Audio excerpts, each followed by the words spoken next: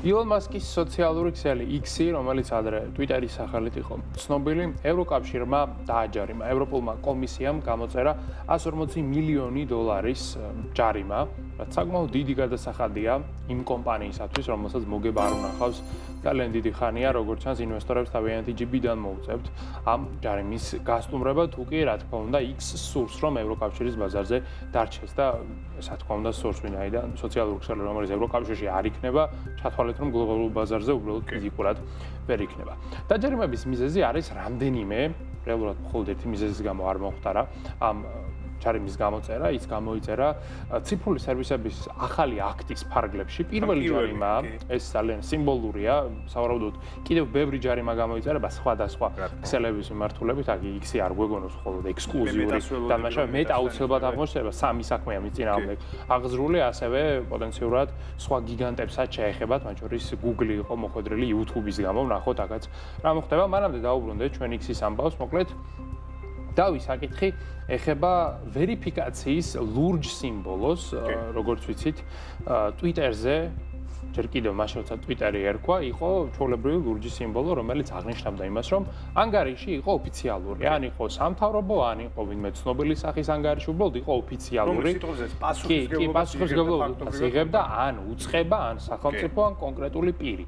პასუხისმგებლობის საკითხი იყო იქ მთავარი და მაგალითად თუ კი ამერიკის პრეზიდენტის ვერიფიცირებული ანგარიში დაწერდა რაღაცას, ეს განცხადება ითვლებოდა რეალურად საჯარო განცხადებად, მას იურიდიული ძალაც კი ჰქონდა, ვინაიდან Twitter-ზე ჩვეულებრივი პოსტების შეცვლა და გაყალბება მარტივი არასოდეს არ ყოფილა. კი, რესპექტაბელური ხდება და ამიტომაც ვიცით ჩვენ რომ პოლიტიკოსები ექსკლუზიურად მხოლოდ Twitter-ს იყენებდნენ მრავალი წლის განმავლობაში, ბოლო პერიოდში ცოტა შეიცვალა ვითარება, რაც მოვიდა ილონ მასკი X-ის მმართველობაში, როდესაც მან გამოისყიდა ეს კომპანია, შეცვალა წესი და დღეს X-ზე ვერიფიკაციის სიმბოლოს მიღება შეუძლია აბსოლუტურად ყველას და ყველაფერს. ყველაფერი არის ძალიან მნიშვნელოვანი. თავარი ფული გადაიხადოთ ყოველთვიური საწევრო და ნუ პრინციპში იგივე რამ ხდება მეტასთან მიმართებითაც შეგიძლიათ Instagram-ზე ან Facebook-ზე გქონდეთ ვერიფიკაციის სიმბოლო, თუმცა არის ერთი კრიტიკული სხვაობა.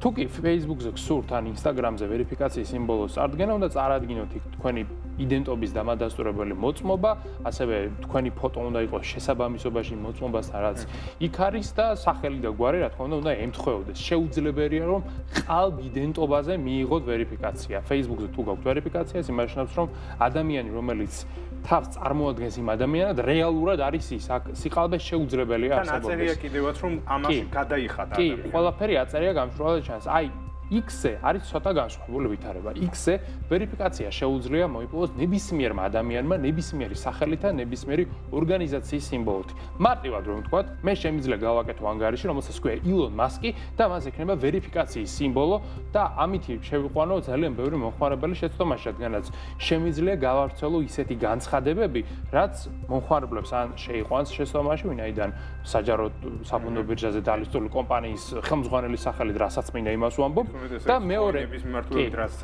კოინების მიმართულებით გვახსოვთ რა სიგიჟეები ხდებოდა და კიდევ ერთი ძალიან მნიშვნელოვანი ის რომ კომპანიის სახელით შემიძლია მოიპოვო ვერიფიკაცია, მაგალითად რომელიმე ბანკის სახელით და იქვე პატარა ლინკი დავწერე რომ აი გადადით ამ გვერდზე, გაიარეთ რეგისტრაცია, მოხდით ჩვენს გათამაშებაში და ჩაგერიცხებათ $100. მომხმარებლები გადავლენ, გაივლიან ვერიფიკაციას და დაკარგავენ ყველაფერთან ცოტა, სადღაც რეალურად ეს იყო ლინკი თაღლითურ ვებ გვერდზე.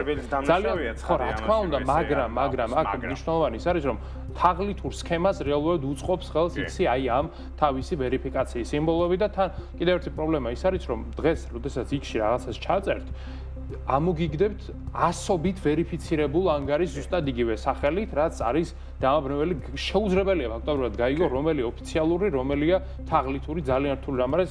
ზოგიერთი გამონაკლისის შემთხვევაც კი არის ესეთი, რომ ცნობილ ადამიანს, რომელსაც ადრე ჰქონდა გაკეთებული ოფიციალური ანგარიში, დაკარგული აქვს დღეს ვერიფიკაცია და არსებობს fake ანგარიში, რომელსაც აქვს ვერიფიკაცია, მისი სახელი და რასაც უნდა იმას აკეთებს. მოკლედ, სიგიჟეები ხდება X-ზე ამ მიმართულებით. კიდევ ერთი პრობლემა, რაც გამოიკვეთა, ეს უკავშირდება რეკლამების განთავსების სისტემის გაუმჭვირვალობას. ყველა სოციალურ მედიაში ზოგადად მისგან არ არის გასაგები. ხო, ნუ იმიტომ რომ ეს ილონ მასკია, სხვანაირად ესმის ზოგადად ყველაფერი, ის კანონებს დიდად პატივს არ სცემს და აქედან გამომდინარე უკავშირდება სექტორის აქვს პრეტენზია, რომ გავიგოთ, ვინ რას აფინანსებს, უნდა ჩანდეს ეს პოლიტიკურად არის მნიშვნელოვანი საარჩევნო პროცესებში ჩარევის მიმართულები და ასევე ისიც, რომ უნდა ვიცოდეთ რეალურად ყოველი კამპანიის მიღმა, ვინ დგას, თუ კი ეს კამპანია ან თაღლითურია, ან შეცდომაში შემყვანია, უნდა მივაგნოთ ბოლო-ბოლო ვინ იყო ამ სქემის ბენეფიციარი და ასევე კიდევ ერთი მნიშვნელოვანი ის არის, რომ X ბოლო პერიოდში შეზღუდული აქვს წვდომა მკვლევარების მხრიდან, მათ არ შეუძლიათ მონაცემების ამოღება, დამუშავება,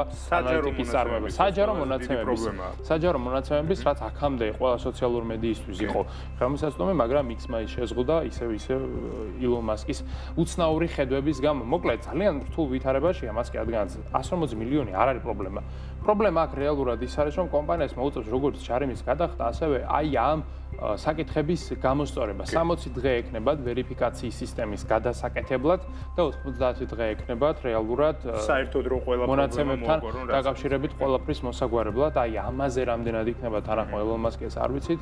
ვინაიდან ვერიფიკაციის სისტემით ის ფულს შოულობს, რადგანაც ბევრ ადამიანს აქვს ვერიფიცირებული ანგარიში, თუ ეს გართულდება, შეიზღუდება, X-ი ვეღარ მიიღებს ამ უბრალოდ შეუძლია რომ მიაწეროს როგორც მეტაზე არის რომ ეს არის გადახდილი, ზერუსი მკაფიოდ გამოაჩინოს და დამთავრდეს. და მინიმუმ ფეიქ ანგარიშებს არ მისცეს საშუალება რომ მაგალითად ილონ მასკის სახელით არარსებულმა პიროვნებამ მოიპოვოს ვერიფიკაცია.